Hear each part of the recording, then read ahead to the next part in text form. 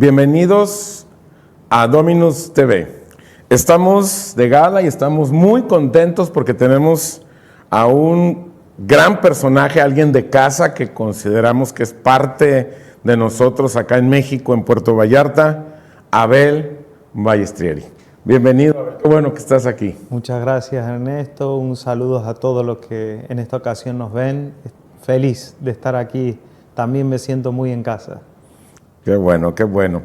Fíjate que escuchándote, estabas enseñando algo muy interesante y estabas hablando de que debemos de buscar primeramente el reino de Dios y su justicia. Y algo que me llamó mucho la atención es que dijiste buscar primeramente el reino de Dios y su justicia. Y yo tengo una pregunta muy interesante y muy profunda. ¿Desde cuándo y por qué la iglesia dejó de predicar el reino y empezó con las tradiciones, con costumbres, con legalismos? ¿Qué fue lo que pasó? Porque esto es una indicación de Jesucristo sobre los discípulos. Primeramente el reino. ¿Qué fue lo que pasó? Abel, platícanos, por favor. Yo creo que, de hecho, vemos este germen y este inicio en las mismas cartas apostólicas. O sea, a ellos mismos les tocó ver en sus primeros años esta clara tendencia que el alma tiene de permanecer en el control, aunque ese control requiera ayornar lo de Dios a lo que nosotros pensamos que debería de ser o a lo que creemos que lo que nosotros creemos que es bueno o correcto, ¿no? A Abraham mismo le pareció bien ayudar a Dios teniendo un hijo con la esclava, ¿no? Y Dios luego cuando le dijo, trae a tu único hijo, ¿no? Se refirió a Isaac como el único hijo, a tu único, ¿no? Y es esta mirada acerca de Dios de que no podemos nosotros reemplazar el reino con actividades que nosotros creemos correctas. Y creo que la iglesia siempre ha estado expuesta a ese peligro de no buscar el fin mismo del evangelio, que es a Jesucristo como Señor, ¿no? Porque eso es el reino. El reino no es otra cosa que la vida de los llamados a la salvación, señoreadas por el único rey de este reino. Entonces, primero el reino implica que aquellos que son llamados a la salvación no están en busca de una ideología o una forma tradicional de llevar y de creer en Dios, sino que buscan que toda su vida esté en el reino y sea en el reino de Dios, ¿no? Y ver el señorío de Dios, eso expone las esclavitudes de la pasada manera de vivir y un anhelo ardiente de salir de allí, ¿no? Entonces a veces, por escapar a esa obra que el Evangelio hace en el corazón, se reemplaza por tradiciones, por dogmas, por formas de pensar que son permisivas con las cosas del viejo hombre. En cambio, el reino no es permisivo. El reino de Dios, desde los inicios de las Escrituras, vemos que el reino de Dios es contundentemente adversario de todo lo que pertenece a las tinieblas, a la vida en la carne, al mundo, a lo del viejo hombre. Entonces, entiendo que esa es una de las tantas razones, las doctrinas mezcladas, distorsionadas. Estaba revisando unos documentos y haciendo unas investigaciones y estábamos viendo que nosotros, los hijos de Dios, fuimos llamados a reinar. En algunas traducciones se dice que somos reyes, pero en la etimología de la palabra estaba viendo y descubriendo que no es una buena traducción, sino que nosotros somos llamados a reinar con el rey. ¿Me explico? Entonces, muchos dicen, bueno, es que yo también soy rey, porque así se traduce. Repito, pues, es una traducción muy forzada, pero realmente nosotros fuimos llamados a reinar. Entonces, muchos dicen, bueno, yo entiendo que fui llamado a reinar, y hacen una lista interminable de cosas externas a ellos. Y ahí yo creo que se empieza a perder el sentido de dónde realmente funciona y opera el reino, ¿no?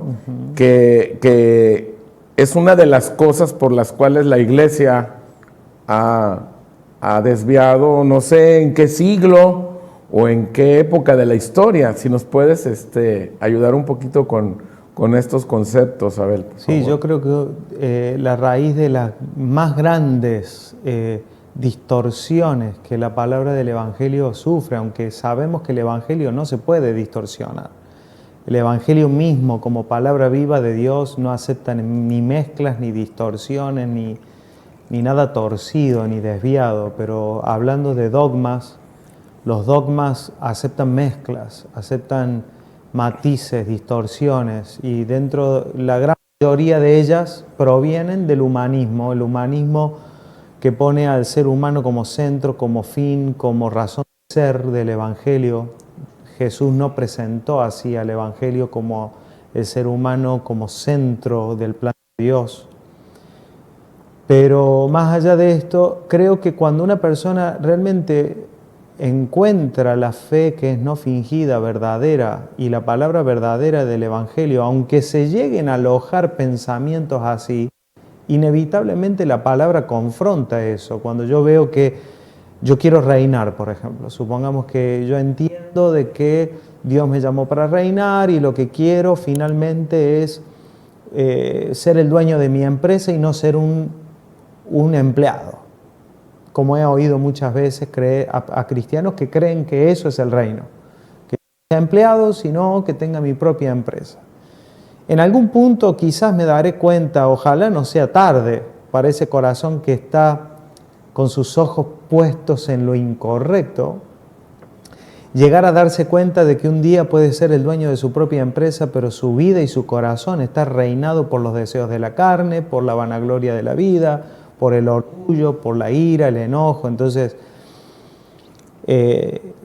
y tendrá que comenzar en ese punto a reconocer, he transitado un camino que no me condujo a la vida misma del Evangelio. Entonces estamos hablando de que el reino es un asunto donde el rey reina. Así es. O sea, el rey me reina, y porque él me reina, yo estoy en el reino y soy copartícipe de ese reino, donde todo está gobernado o sujeto por ese rey. Y de hecho ahí aparece el conocer realmente lo que es la gracia de Dios, porque ahí entiendo de que era imposible que yo pudiera ser parte del reino en esa naturaleza y esa vida en la que vivíamos antes de Cristo. Entonces, para ser parte del reino de Dios necesito su naturaleza y su vida.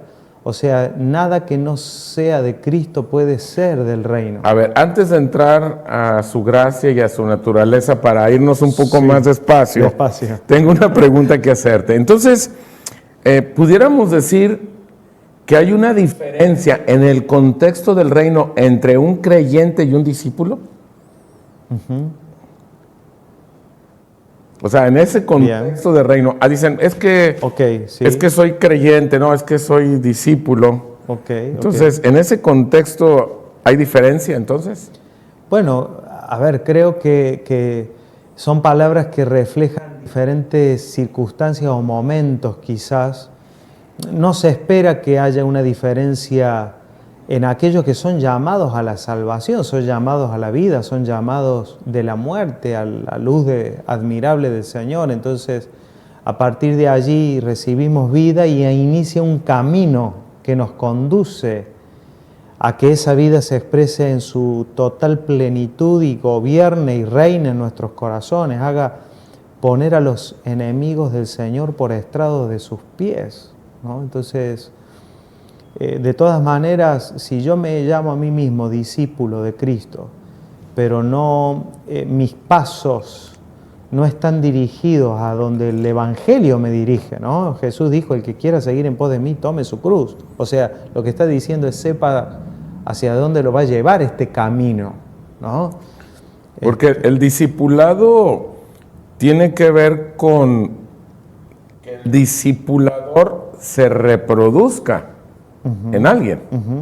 Entonces, se supone que si yo soy gobernado por un rey, entonces estoy reproduciéndome. Por eso soy su discípulo. Entonces sí habrá diferencia con un creyente y un discípulo en ese contexto. Sí, claro que sí. Y de hecho vemos muchos paralelos en las Escrituras acerca de esto, ¿no? Y vemos que aunque, por ejemplo, la tierra que Dios le entregó a Israel era de Dios y Dios se la entregó a Israel, esa tierra estaba señoreada por muchas naciones, ¿no? Y así es nuestro corazón también, ¿no? Y el discipulado verdadero tiene que ver, no tiene que ver con otra cosa, si realmente va a ser útil esa palabra, porque después está la forma de discipulado humana, donde yo tengo una persona que trata de instruirme, ¿no es cierto? Esa forma de instrucción, que eso no tiene que ver con lo que Dios, cómo el Evangelio trata un corazón, donde yo tengo una persona que sabe y otro que es ignorante, ¿no? Entonces, más bien lo que tengo es la vida misma de Cristo conquistando mi corazón y venciendo, porque es imposible que Dios reine si no son vencidos los reyes o los gobernantes, comenzando con ese yo. A ver, platícanos de eso, está interesante. Ese yo. ¿Cuáles reyes son? Y bueno, eso, el mismo apóstol Pablo habla de esto, ¿no? Él dice que antes vivíamos haciendo la voluntad de la carne y de los pensamientos, los mismos que los demás, y éramos hijos de ira. O sea, en esa naturaleza, mínimamente el apóstol Pablo menciona a dos, los deseos de la carne y los deseos de los pensamientos, ¿no? Pero aparte de esto aparecen, ¿no? Por ejemplo, el materialismo, por decir una cosa, ¿no? Cómo aparece ese señor intentando tomar decisiones. Podríamos verlo como algo ajeno, pero en realidad también es un yo que se edificó en la pasada manera de vivir, ¿no? A ver, Abel, me está viniendo a la mente muchas partes históricas en el Antiguo Testamento, cuando algunos hombres de Dios se enfrentaban con reyes. Y Dios les decía, ve contra el rey fulano, o se juntaron tantos reinos y vienen contra ti. Esa es una simbología, entonces, de esa conquista que tenemos que hacer en nuestro interior. Es para donde vas. Y de hecho tiene tanta concordancia con el Evangelio, porque si nosotros vemos, cada vez que Dios enviaba a Israel a conquistar, cuando ellos lo hacían en independencia de Dios, ¿qué pasaba? Les iba mal. Si ellos se creían fuertes y trataban de conquistar sin la fuerza de Dios o la guía de Dios, siempre retrocedía, gobernaba el orgullo, la soberbia. Pero más bien cuando ellos se creían débiles e incompetentes e incapaces y iban a Dios, Él era la fuerza de ellos, y eso es la gracia de Dios, porque después tenemos a cristianos que piensan que la gracia de Dios es que no importa qué gobierne mi corazón, Dios lo acepta. Y piensan que la gracia de Dios es eso, no importa lo que yo haga, Dios me ama, Dios me perdona, pero el perdón que viene de Dios no vendrá para que yo permanezca esclavo del pecado. Eso no es gracia, eso no me parece gracia a mí. Más bien, el Evangelio en su gracia revela claramente lo que se opone a Cristo y me otorga las fuerzas y la vida que puede vencer. Pudiéramos entonces decir que son creyentes, no discípulos, y que son nacidos de nuevo, pero que no crecieron, que son carnales. Por eso habla de carnales, en ese sentido. Bien, el apóstol Pablo habla, ¿no? Dice, son carnales y son niños, ¿no? Y ahí yo he estado en este tiempo tratando de identificar la diferencia clara entre un cristiano en donde gobiernan las obras de la carne y un cristiano inmaduro, aunque en algún punto puede ser que compartan, ¿no? Porque cuando hay inmadurez, lo de Cristo está pequeño, está naciente, ¿no? Y no reina, no se impone como un árbol plantado que no crece, los espinos no gobiernan, no afectan, ¿no? Pero más bien cuando es un brote, como un renuevo, sí está bajo peligro y competencia, ¿no? Pero ¿cuál es la diferencia? La inmadurez es la ausencia de fruto, de vida, la ausencia de crecimiento, la ausencia de ese gobierno, de ese señorío. En cambio, cuando hay pecado, cuando hay ignorancia, está la presencia de algo, la presencia de enemigos, ¿no? Entonces a veces los cristianos dicen, bueno, yo peco porque soy inmaduro. No, porque de esa manera es como que aceptamos la inmadurez, como que, bueno, mientras soy inmaduro me doy ciertos lujos y ciertas... porque en realidad el Evangelio revela al pecado con un fruto y ese fruto es muerte. Y desde el inicio pasa esto en el Evangelio, de rechazar lo que Dios rechaza, de aborrecer lo que Dios aborrece. Entonces, y así el pueblo de Israel dijo, sí, hay que conquistar la tierra, pero todos estos son enemigos. Desde el inicio, no es que vamos encontrando o no, todo esto es enemigo y todo esto debe morir, y así también en nuestros corazones descubrimos lo que es contrario a Cristo, aunque eso vaya siendo conquista. O sea que conforme vas caminando en el camino de Cristo, vas encontrando o descubriendo algo que ya tienes que saber que te lo vas a encontrar tarde o temprano. Pero no son sorpresas. ¿O sí? Creo que sí. Creo que hay que prestar atención a cómo la vida misma de Dios va haciendo su labor. Y no de manera mental, ¿no? Porque hay personas que viven tan mental el Evangelio, que luego cuando se encuentran con las situaciones cotidianas de la vida no dejan que esa palabra los confronte y revele y venza en ellos, en las cosas puntuales. Más bien hay una tendencia, yo mismo me he visto en esa tendencia de excusar, en la tendencia de tratar de justificar cosas que evidentemente tienen que ser llevadas a la cruz de Cristo, que tienen que experimentarse en ese bautismo verdadero en el Señor, ¿no? De que las obras de la carne realmente sean llevadas a la cruz, ¿no? Muy bien, tengo la siguiente pregunta. Cuando nosotros nacemos de nuevo, el Espíritu Santo empieza en nosotros un proceso de restauración o conversión. Explícanos por qué muchas veces se detiene ese proceso en nosotros. ¿Qué pasa porque se detiene eso? Por ejemplo, el apóstol les dice a unos, empezaste bien. ¿Qué pasó? ¿Por qué se detuvo? Si empezaste bien, ibas bien.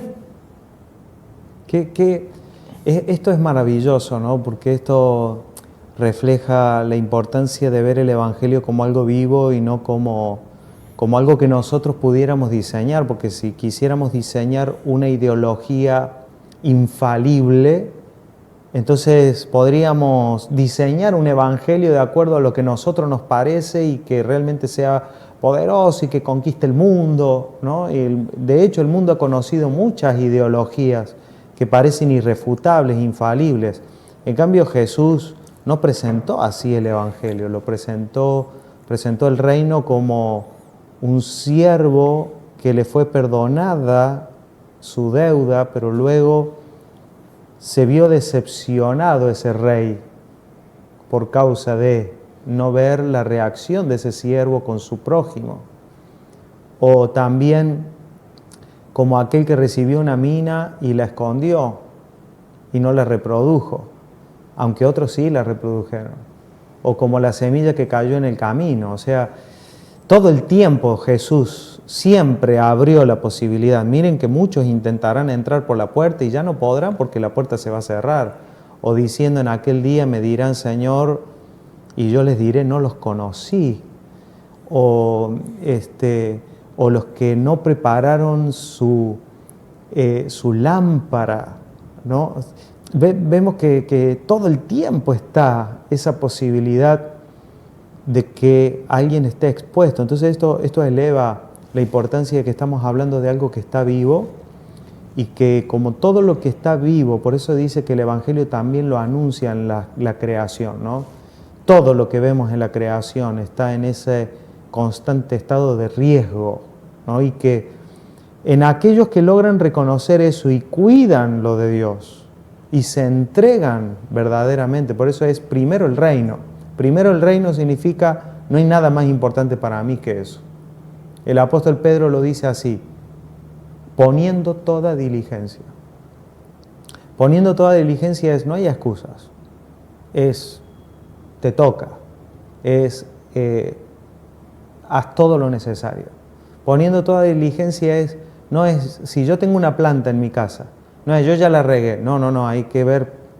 Diligencia es, tiene humedad, no la riegues de nuevo porque vienen los hongos y se comen tu planta. O sea, no haya excusa. Exactamente. Ninguna, de ningún tipo. Cuida lo que te fue dado. Ser responsable. Con temor y temblor. Los apóstoles lo decían todo el tiempo. ¿Cómo escaparemos si descuidamos esta salvación tan grande? Ahí, eso. A ver, eso explícanoslo bien, porque muchos eso lo interpretan como un asunto de que dejas de ser hijo de Dios, ¿no? Entonces, a ver. Bueno, es que ese tipo de dogmas ya tienen su inicio en una forma falsa, que es, porque si yo empiezo a discutir, por ejemplo, bueno, ¿qué? Fui salvo y ahora dejo de ser salvo. Yo ahí a esa persona que me pregunta eso, le preguntaría, para usted, ¿qué es salvación? ¿Qué es salvación? Porque es como la pregunta es, no sé, si estiro la pierna, ¿se cae la taza? Y si no hay ninguna taza, me van a preguntar, ¿qué piensa usted que es taza? Empecemos por allí, ¿no? Entonces, a veces los cristianos tienen esta idea de la salvación como algo, por ejemplo, yo veo que el alma se engaña a sí misma, un alma se engaña a sí misma. Cuando dice, yo soy hijo de Dios, soy hija de Dios, y en esa idea de soy hijo de Dios, permito la mentira, por ejemplo, en mi corazón. Como si Dios tuviera un hijo mentiroso. Entonces, para mí, de hecho, todo el Evangelio de Jesucristo habla de una naturaleza que busca abrirse camino para revelar su gloria y su poder. Jesús dijo, hay un pámpano que no da fruto, mi Padre lo cortará. Entonces, cuidar esta salvación, ¿a qué pudiéramos resumirlo, concretarlo? ¿A qué se refiere en sí? Yo creo que se refiere a una entrega plena, a que por el Espíritu podamos reconocer qué es la vida del Señor, dejar su progreso en mí. O sea, cuidar esta salvación es que lo que ya conquistaste y lo que ya derrotaste no vuelva a crecer y te derrote después a ti. Y si cuida eso. O sea, si ya lo derrotaste, mantente lo suficientemente listo para que eso ya no vuelva a crecer y sigas tú en esa victoria. Y aún más, hay algo en mí que vence, que es Cristo mismo. No es mi fuerza, es Cristo. Entonces, eso es la gloria de la gracia de Dios. Esa esperanza viva en mi corazón, la certeza de lo que se espera es Cristo mismo.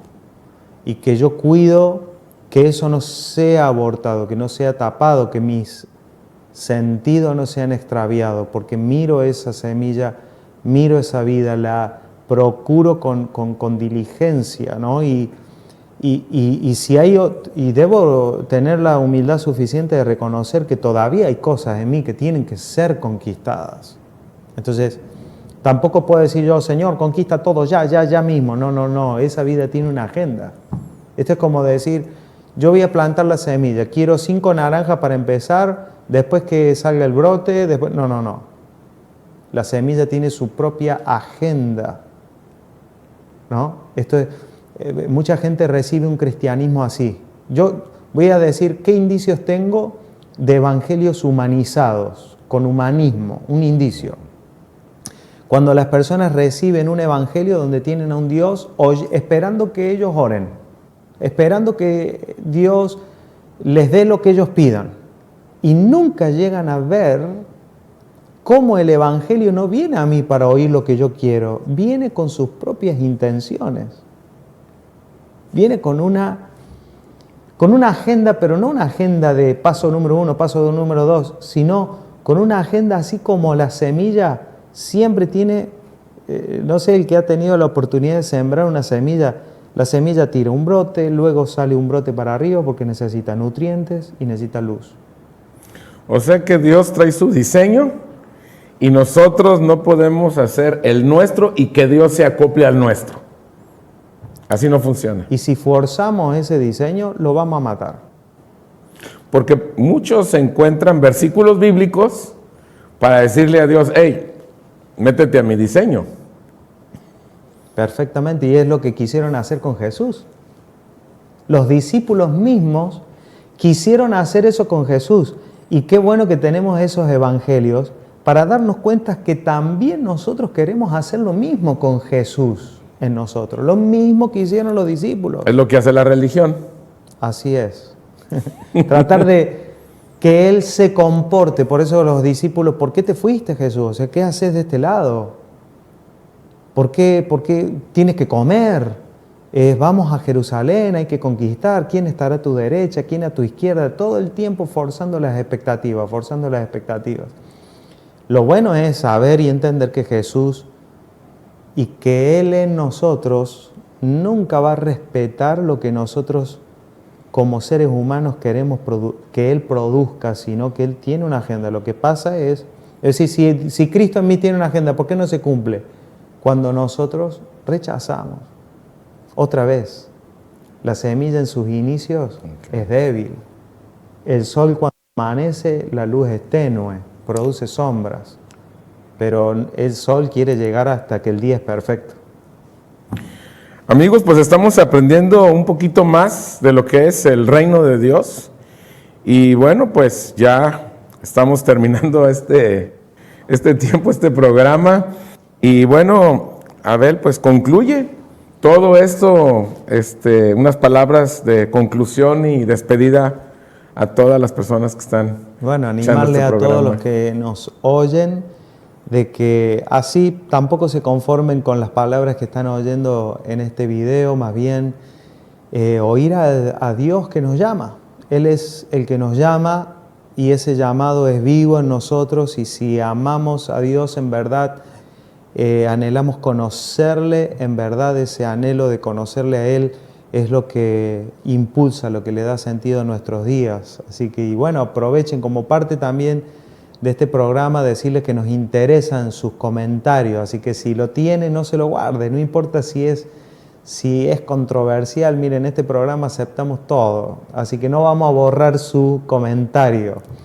Déjenos lo que siente, decirnos, y yo personalmente me comprometo a, cuando este programa salga, por el canal de YouTube, también a leer sus comentarios que seguramente van a ser útiles para nosotros. Y muchas gracias. Pues muchas gracias, Abel, y seguimos en contacto. Hasta la próxima.